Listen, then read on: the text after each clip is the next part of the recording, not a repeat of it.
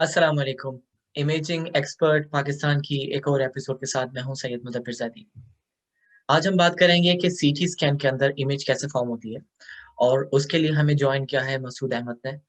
मसूद अहमद माशाल्लाह से एक सीनियर रेडियोग्राफर हैं। इस वक्त एज अ मैनेजर रेडियोलॉजी भी काम कर रहे हैं, अपने खिदमात को अंजाम दे रहे हैं। मसूद के पास एटलीस्ट 12 ईयर्स उससे ज़्यादा का एक्सपीरियंस है रेडियोलॉजी के हवाले से। हम उनको खुशामदीद कहते हैं। अस्सलाम वालेकुम मसूद। वालेकुम सलाम मुदब्बिर। कैसे हैं आप? ठीक से हैं आप? मसूद अपने बारे में थोड़ा-सा ब्रीफ इंट्रोडक्शन इंट्रोडक्शन दीजिएगा सुनने वालों को। जी मुदब्बिर साहब, जैसे आपने बताया कि 12 साल से ज़्यादा मेरा एक्सपीरियंस है रेडियोलॉजी फील्ड में। अभी मैं यूएई में काम कर रहा हूँ as a radiology manager last 7 years से, और उससे पहले एज़ अ सीनियर रेडियोग्राफर था। अच्छा, सो आपकी स्पेशलिटी जो है वो सीटी, एमआरआई और एक्स-रे वगैरह सब रही है? वेल, स्टार्टिंग में तो मैं एज़ अ सीटी कार्डियक रेडियोग्राफर जॉइन किया था, उसके बाद फिर एमआर, और फिर अब जो है रेडियोलॉजी मैनेजर। तो अभी जो मेन इम्पोर्टेंट जो मतलब काम मैं करता हूँ वो कमीशनिंग ऑफ एनी डिपार्टमेंट, जिसमें फनार की रेगुलेशन आ गई, डीएचए रेगुलेशंस आ गई, मतलब एक डिपार्टमेंट को बनाना है स्टार्टिंग से। ठीक है, हम चलते हैं स्टार्ट की तरफ। सबसे पहले आप ये बताएँगे कि सीटी स्कैन की गैंट्री के अंदर क्या-क्या इम्पोर्टेंट चीज़ें होती हैं? जी मतलब सब, जैसे सीटी स्कैन के लिए बात करें तो सबसे पहले हम समझ रहे हैं कि सीटी स्कैन है क्या, और सीटी स्कैन को केट स्कैन भी कहा जाता है। तो इसका जो फुल फॉर्म होता है वो होता है कंप्यूटेड एक्सेल टोमोग्राफी। अब जो टोमोग्राफी है वो ग्रीक वर्ड है। टोमो मीन्स स्लाइस और सेक्शन, और ग्राफ मीन्स डिस्क्राइब। तो वो चीज जो स्लाइड और में डिस्क्राइब की जाए उसको हम कंप्यूटेड एक्सेल टोमोग्राफी कहते हैं। और वो 1972 में इन्वेंट किया गया था बाय डॉक्टर हॉन्सफील्ड। अच्छा, गेंट्री के जो पार्ट्स होते हैं वो, गेंट्री असल में सबसे बड़ा मेन इंपॉर्टेंट होता है सीटी स्कैन का। उसके सबसे बड़ा पार्ट होता है जो इंपॉर्टेंट होता है वो जनरेटर, 3 फेज जनरेटर। उसके बाद आता है एक्सरे ट्यूब, सीटी एक्सरे ट्यूब। उसके साथ फिर बीच में फिल्टर होता है, फिर कॉलीमेटर्स होते हैं, और उसके बिल्कुल 180 डिग्री पे डिटेक्टर होता है। अब सिंगल डिटेक्टर तो उसको एक डिटेक्टर कहा जाता है, लेकिन जैसे 64 डिटेक्टर, 128 डिटेक्टर, तो एक डिटेक्टर अरे होता है, मतलब मल्टीपल डिटेक्टर्स के साथ, उसको डिटेक्टर अरे कहा जाता है। उसके बाद होता है डेटा एक्विजिशन सिस्टम। जो भी इंफॉर्मेशन है उसको डेटा एक्विजिशन सिस्टम के थ्रू ट्रांसफर किया जाता है कंप्यूटर के लिए, ताकि डिस्प्ले हो जाए। तो ये है इंपॉर्टेंट पार्ट ऑफ गेंट्री के। ओके, थोड़ा-सा सीटी स्कैन की ट्यूब के हवाले से बताना चाहेंगे कि वो एक्स-रे से थोड़ी-सी डिफरेंट होती है या सीटी स्कैन की ट्यूब के कंपोनेंट्स क्या होते हैं? वेल, बिल्कुल सही। एक्सरे ट्यूब जो होता है वो तो मेनली एक ही जैसी होती है, जैसे आप किसी कन्वेंशनल ट्यूब हो या सीटी, जो उसके पार्ट्स होते हैं वो एक ही होते हैं। जैसे कि आपको पता होगा कि कन्वेंशनल एक्सरे में जो है कैथोड से रेडिएशन इलेक्ट्रॉन्स इजेक्ट होते हैं, जो वोल्टेज अप्लाई किया जाता है ताकि वो एनोड तक पहुंचे, और एनोड से वो रिजल्ट में क्या मिलता है, 99% हीट होती है और 1% एक्सरे निकलते हैं। सेम चीज सीटी स्कैन में अप्लाई की जाती है, लेकिन सीटी स्कैन क्योंकि रोटेटिंग ट्यूब होती है और उसकी हेवी ड्यूटी होती है, तो उसके लिए उसके जो मटेरियल भी होता है वो भी हेवी यूज किया जाता है। मिसाल के तौर, सबसे पहले जो इंपॉर्टेंट कंपोनेंट होता है वो ट्यूब हाउसिंग होती है सीटी स्कैन।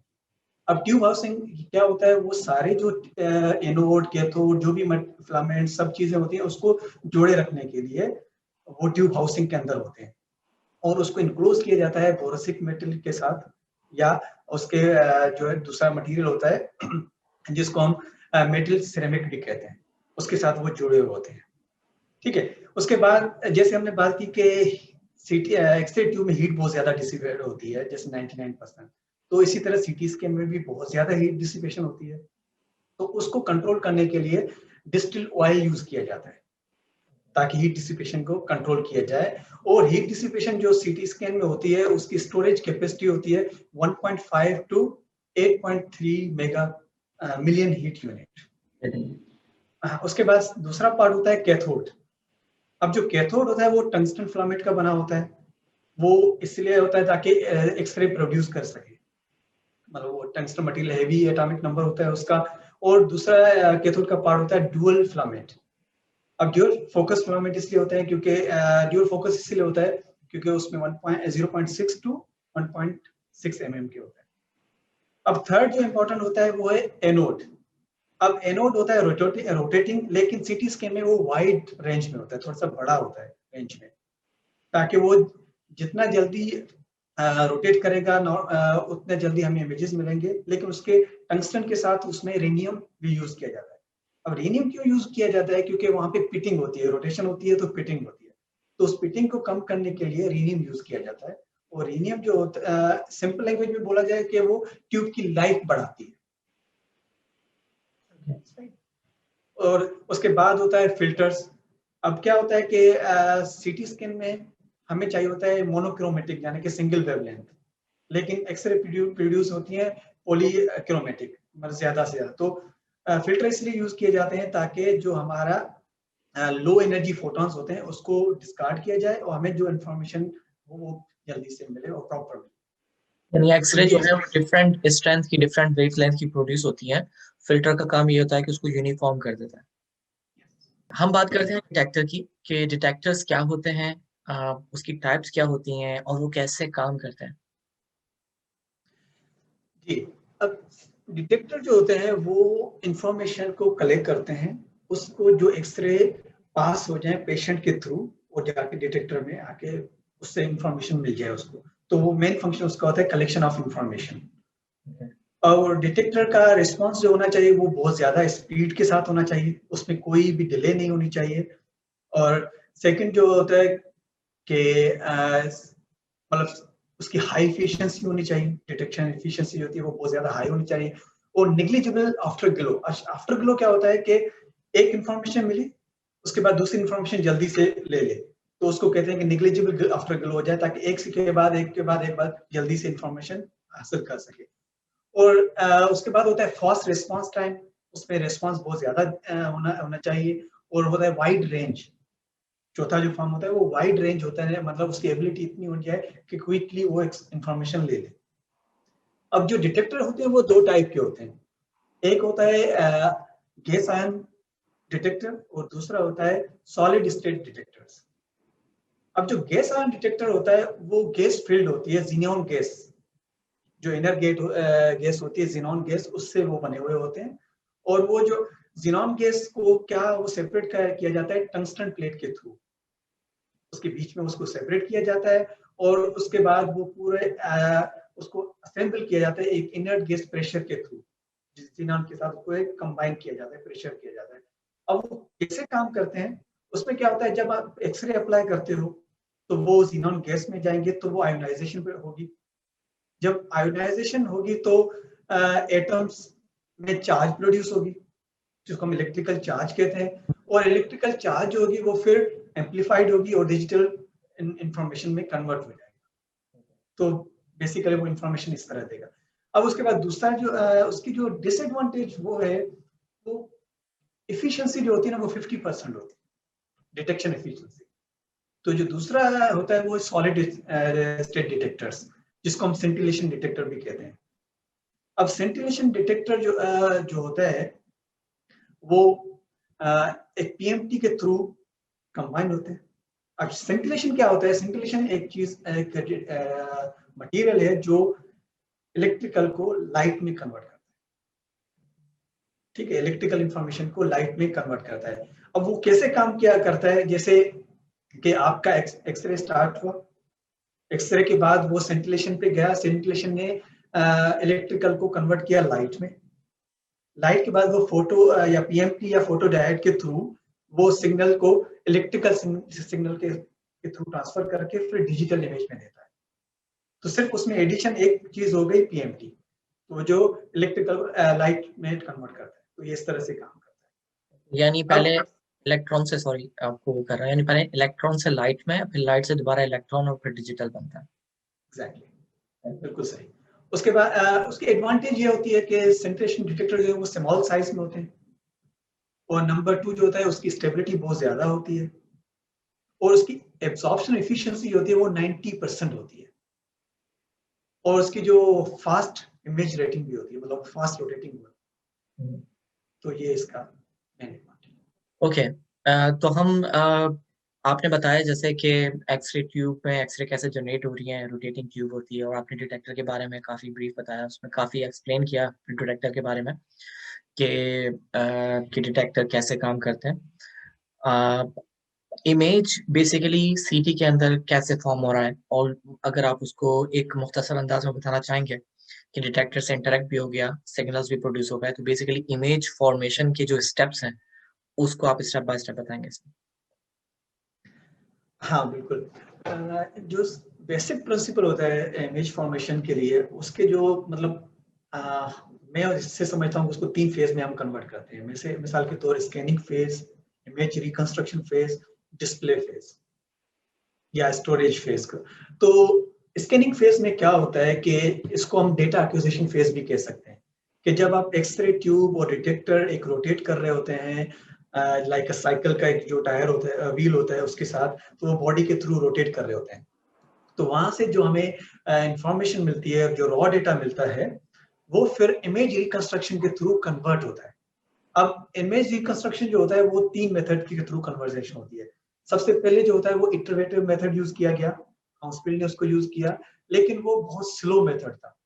तो उसके बाद फिर उसको बैक प्रोजेक्शन में कन्वर्ट किया गया। लेकिन बैक प्रोजेक्शन ने वो कैसे किया गया वो थ्रू मैथमेटिकल ट्रिग्नोमेट्री के थ्रू उसने उसको अप्लाई किया गया। लेकिन उसकी डिसएडवांटेज ये थी कि वो ब्लरी इमेज करता था। ओके। इमेज जो होता था वो ब्लर्ड होता था। लेकिन उसके बाद फिर इन्होंने फ़िल्टर बैक प्रोजेक्शन जो मॉडर्न सिटी में यूज़ किया जाता है, फ़िल्टर बैक प्रोजेक्शन। अब फ़िल्टर बैक प्रोजेक्शन वही मैथमेटिकल होता है, लेकिन वो पहले ही फ़िल्टर अप्लाई करके कन्वर्जन फ़िल्टर वगैरह उसको अप्लाई करके उससे इन्फॉर्मेशन ले लेते हैं, ताकि आपको इमेज ब्लर भी ना हो। उसका जो तीसरा फिर फ़ेज़ होता है वो डिस्प्ले फ़ेज़ होता है, जैसे आपके कंप्यूटर के सामने वो आ गया।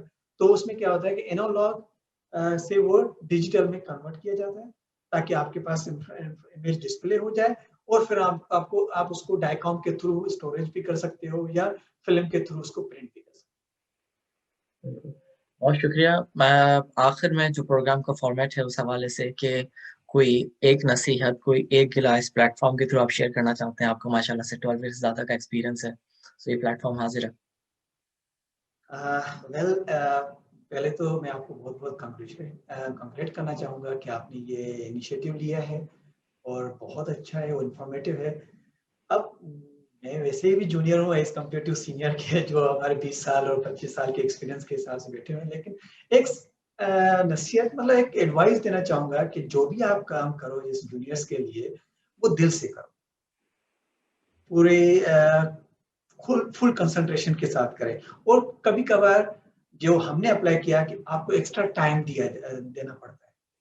चाहे वो आप एक्स-रे में हो, चाहे आप सीटी स्कैन में हो, एमआरआई में हो, कहीं पे भी हो, लेकिन ड्यूटी आवर्स के बाद थोड़ा-सा एक्स्ट्रा टाइम दो उसको, ताकि उसमें आपको ज़्यादा इन्फॉर्मेशन हासिल कर सको। क्योंकि जब आप ड्यूटी आवर्स के बाद होते हैं, तो आप उसको ज़्यादा फ़ोकस कर सकते हो और ज़्यादा से ज़्यादा आप उसमें इन्वॉल्वमेंट अपनी दे सकते हो और फिर आप उसके साथ मैं ये कहूँगा कि आप सीनियर्स के चहीते बन जाओगे, कि यार ये मुझे ज़्यादा टाइम भी दे रहा है ताकि मैं ज़्यादा सिखा भी सकूँ। तो ये मैं उनको कहना चाहूँगा। और कोई एक गिला जो आप इतने अरसे से फ़ील्ड में हैं कि आपको लगा कि नहीं ये चीज़, ये गिला है मेरा कि ये बेहतर हो जाए या ऐसा कुछ हो जाए? अरे! गिला इतना नहीं हाँ, लेकिन ये मैं क्या कहना चाहूँगा कि अक्सर जो है सोसाइटी में ये कहें भाई एक्स-रे टेक्नीशियन, मैं कहूँगा कि एक्स-रे टेक्नीशियन जो है वो इस वक़्त इस पैंडेमिक में आफ्टर नर्सिंग फ्रंट लाइनर में हम आते हैं, जो एक्स-रे टेक्नीशियन ही कहते हैं। तो ख़ैर इसको हम गिला नहीं कहेंगे लेकिन ये है कि आप उसको अपने ज़हन में ना लें, दिमाग में ना लें, एक्स-रे टेक्नीशियन जो भी हमारी जॉब है और हमें अपने दिल-ओ-लगन से करनी चाहिए। और दूसरी इसमें मैं ये कहना चाहूँगा कि ये फ़ास्ट ग्रोइंग प्रोफ़ेशन है। आप कम अरसे में बहुत ज़्यादा अर्न कर सकते हो, अपनी फ़ैमिली को सपोर्ट कर सकते हो और एक प्रोफ़ेशनल लाइफ़ गुज़ार सकते बिल्कुल, बहुत रिस्पेक्टेबल प्रोफ़ेशन है रेडियोग्राफ़ी का और आपको अपना मयार जो है खुद ऊपर लेकर के आना है। आप ऐसा काम करें, आप इतना अच्छा काम करें, आप अपनी नॉलेज शेयर करें दूसरों के साथ। तो बेसिकली अगर आप अपनी नॉलेज, अपना मयार खुद ऊपर लेके आएँगे, तो लोग आपको पलट के रिस्पेक्ट भी देंगे फिर। हैं। एक और चीज़ बात मैं कहना चाहूँगा आपके प्लेटफ़ॉर्म के लिए कि ये अभी आपने स्टार्ट लिया है वेरी बेसिक से। तो आई एम श्योर आगे जाते-जाते आपको और इसको आगे बढ़ाने जाना है ताकि आप इससे जो हमारे जूनियर्स हैं वो ज़्यादा से ज़्यादा फ़ायदा ले सकें। अभी तो हम बेसिक ट्यूब पे और इस पे बात कर रहे हैं, कल प्रोटोकॉलिंग होगी, उसके बाद दूसरी चीज़ें डिस्कस की जाएँगी, तो इस प्लेटफ़ॉर्म से जूनियर्स को बहुत ज़्यादा फ़ायदा पड़ेगा।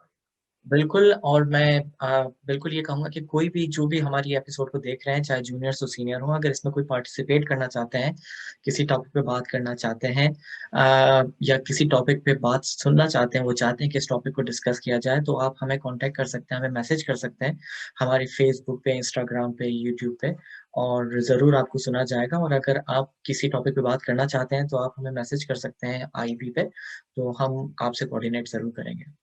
इमेजिंग एक्सपर्ट पाकिस्तान की इस एपिसोड को हम यहीं पे फिनिश करते हैं। नेक्स्ट एपिसोड के साथ इंशाल्लाह जल्द हाज़िर होंगे। अल्लाह हाफ़िज़।